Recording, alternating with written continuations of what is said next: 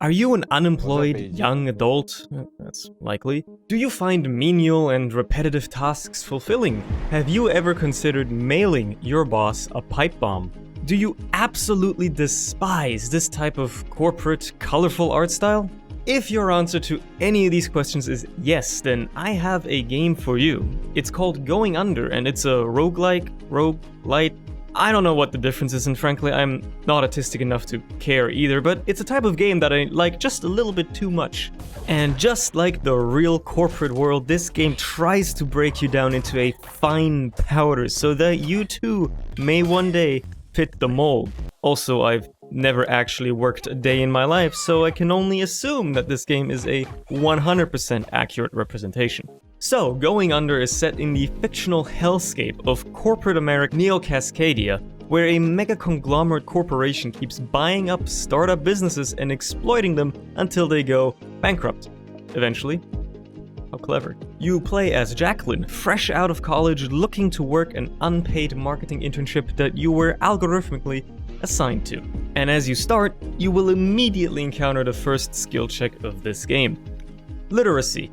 If you cannot read, you'll be skipping over a ton of the dialogue that the characters exchange, which is actually quite funny and well written. Anyway, as it turns out, your marketing internship actually consists of going down into the depths of previously failed businesses and killing goblins, skeletons, and demons in order to acquire their powerful artifacts for your suspicious boss. Never trust a ball, man, dude. They are just always downright evil. So yeah, let's talk about the gameplay, the actual meat of this game. You'll see some similarities to other games in the genre, a procedurally generated floor with rooms. Look, I'm not gonna bore you with what this game does the same as other games, because who cares? Let's talk about what makes this one tick, right? So here's the quick rundown. You start with nothing in your 3 empty hands, and you can pick up almost anything and use it as a weapon. Everything has limited durability, so it'll break eventually, and because of this, you gotta carefully select your loadout for every room you enter and make best use of each weapon's moveset when it's needed. To start with, you've got 3 different areas to choose from: Los Angeles, El Salvador, or a gaming convention, each consisting of 3 floors and a boss at the end. Defeat the boss in order to get their artifact and hand it to this little freak. There you go. The core gameplay loop. Now, spoiler alert, in a shocking twist nobody ever saw coming, you gotta defeat the evil bald man because he was trying to use the power of these artifacts to save Fizzle from going under as well. What an absolute psychopath. So anyway, all of your colleagues turn into weird fish people except for you because you were never technically on payroll. I guess now's as good a time as ever to talk about the characters, which is something that warrants mentioning in this game in my opinion. There's a few sickos working at Fizzle whom you'll encounter during your trials. You've already seen Jeff Bezos, but there's a caricature for pretty much any archetype you can think of. We've got Reddit user, insane STEM lord, Skynet, Sigma male, woman, schizophrenic programmer lady, dog. And besides forcing you to read, these people are actually of use to you too. If you complete certain objectives for them during your runs, they'll become your mentor and grant you powerful and unique abilities to use during your runs, making your life in the dungeons a little easier and allowing for some variety. This basically means you should just take Tappy as your mentor, not necessarily because the others suck, no, they're all fun to play around with, but because extra money is just absurdly useful. Why? Because you'll be getting hit a lot, and buying sustenance to keep yourself healthy is the only way you won't be turned into a slave laborer in the crypto mines. Especially after telling old Baldy here to back off as the game suddenly becomes a lot more difficult. Harder enemies start spawning and bosses get crazier as well. It's actually quite the surprising jump in difficulty. I breezed through the first set of dungeons in less than 3 runs each, so I was really caught off guard when the game suddenly got a lot more difficult.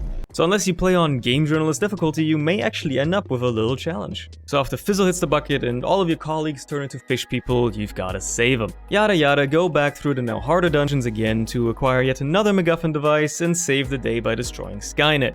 And probably also the economy because you just instantly evaporated tens of thousands of jobs. But hey, at least you saved the day. And your friends are still fish anyways. Now, I'm not exaggerating when I say that the writing and setting of this game is kind of unhinged and absurd. They definitely wear their ideas on their sleeves. I mean, the final level is literally just an Amazon warehouse bar the wage cages, and you upload your consciousness into the cloud in order to destroy the AI home assistant. Naturally, some of the jokes go over my head because I'm simply too European to understand them, but a lot of them are very, very well written. All the characters are just absolutely psychotic as well. Besides the dialogue exchanges, the quests they send you on in order to gain their mentorship are just insane. These people want you to set shit on fire, kill enemies with your bare hands, or walk the dog just so they don't treat you like absolute dirt anymore.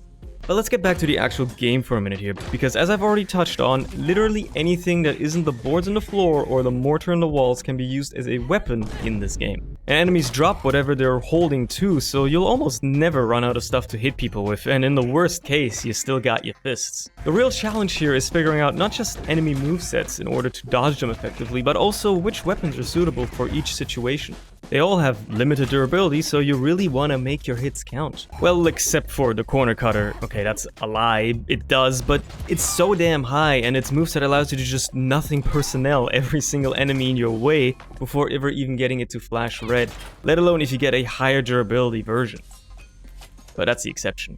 Not only that, they also have different movesets. Some are fast, others are slow, some even slow you down when you carry them, and you drop them if you try to roll. It creates this interesting dynamic where you have to either carefully decide to sometimes deliberately use worse weapons and save the good ones for harder encounters, making sure you get peak usage out of everything, or to just whack everything with a big hammer because you got the free hand skill and it gives heavy weapons the light weapon moveset so you can just spin. Speaking of, I haven't even touched on skills yet, but you'll find them throughout your runs in rooms where you can either choose between two or in a shop, and they're always helpful. Some are mere stat upgrades, others completely change how you play the game, like making a throw build actually viable, and then others just keep you alive for longer. A cool little extra mechanic with these is that if you use one during your runs for long enough, you can endorse it, which essentially allows you to choose to start a run with one endorsed skill already active.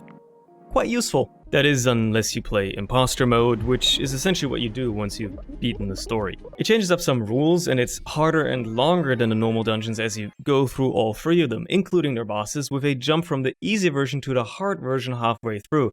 And to be honest, I haven't beaten a run yet, partially because it's actually downright challenging, but partially also because I felt pretty content and done with the game after beating the story. Before I conclude, here's some more random bits about the things that this game does to you, just all kinds of random stuff that I cannot possibly figure out how to coherently present. I touched on it briefly earlier, but the corner cutter is by far the most overpowered weapon in the game. It is just unbelievable. To drive it home, I was getting absolutely shellacked by the harder versions of the dungeons for hours on end, and then basically immediately won the runs as soon as I got a corner cutter. Besides the most OP weapon though, there's a lot of other wacky variety that the game has to offer. You're gonna beat up skeletons with literal blocks on chains, or harvest their calcium with giant drills. The creativity when it comes to weapon design in this game is quite incredible. Some are useless, and some are even more useless. You can go into depth, which gives you a significant mobility debuff, but also allows you to literally weaponize your student loans against your enemies. It's the future liberals want. You can freeze enemies into solid blocks of ice and then slam them into their friends, killing both of them. You can turn enemies to your side with mythological charming arrows. Or literally harvest the souls of the undead and have them do your bidding.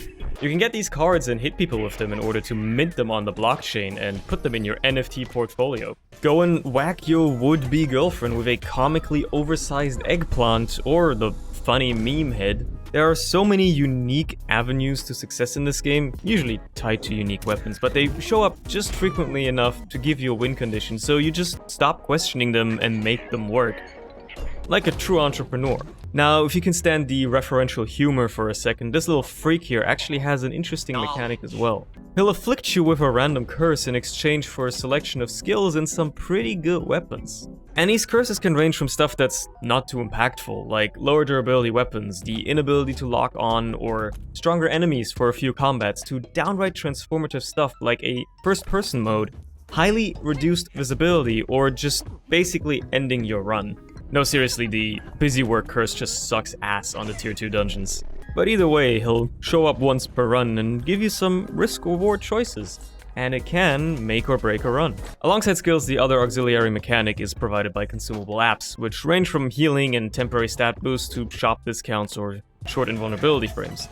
Nothing absolutely game-changing, but you'll definitely end up using these more than you'd think, especially because they drop so frequently. So why do I even talk about this game? Like, I didn't even 100% it, what the hell? Unlike other games of the genre, it didn't end up hooking me for hundreds of hours or make me want to unlock everything. Just beating the story was good enough, and imposter mode is just a little too hard for me to play casually. So am I even qualified to rate a game I've only played for like 17 hours, I hear you ask? Well, yeah, that's a dumb question, of course I am. Going Under is a great game, otherwise I wouldn't be making a video on it. I've thoroughly enjoyed it, even if I can't be bothered to sink hundreds of hours into every game anymore nowadays. It's got a charming setting and characters and iterates on known roguelike mechanics with its own unique twists. Generalizing journalist tier jargon aside, the game is unique enough to make every minute I spent on it enjoyable, and it's absolutely a smashing success when you consider that this was the studio, Aggro Crab's, first game released. It's a fun little game I would absolutely recommend you check out someday. It's very underrated, it's approachable, and has very simple mechanics that open themselves up for surprising depth the further you get into the game. And the writing is a great mix of comedy and actual satire and hyperbole of real American corporate culture that feels almost too personal to be completely made up by the writers. It's just fun because it is, you know? So here's your arbitrary score. I hope you've enjoyed, and I'll see you next time.